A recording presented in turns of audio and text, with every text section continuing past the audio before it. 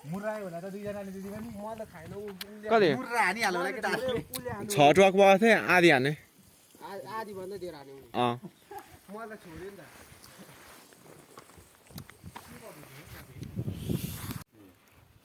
नलाउ यार केटा हो त्यस चलाउने भन्छ अर्को लिक भनेर झाडालाई गरुमा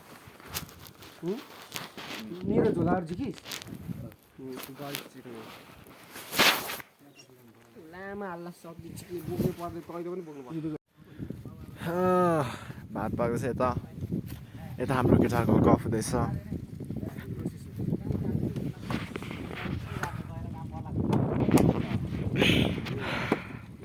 ब्लग हो भाइको हजुर दाइ के छ विचार आजको दिनको तपाईँको केही छैन यहाँ राम्रो आज चाहिँ भाइ आज राम्रो हाल्ने सोच यहाँ यस्तो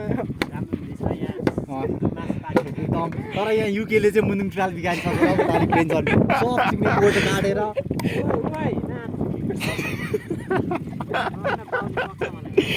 यो काटी निकाल्नु भन्दै मुन्दुङ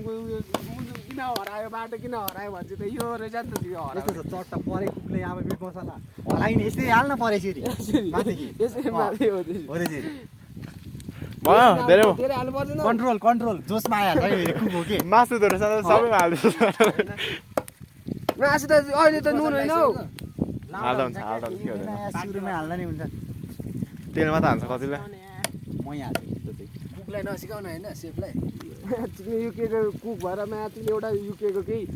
उयो खिलाउन सक्दिनस्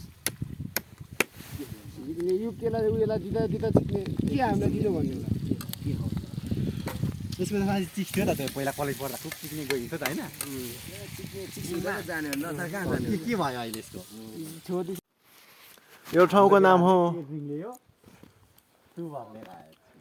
ग्लुकोज हो नि दाइ ग्लुकोज अल्कोहल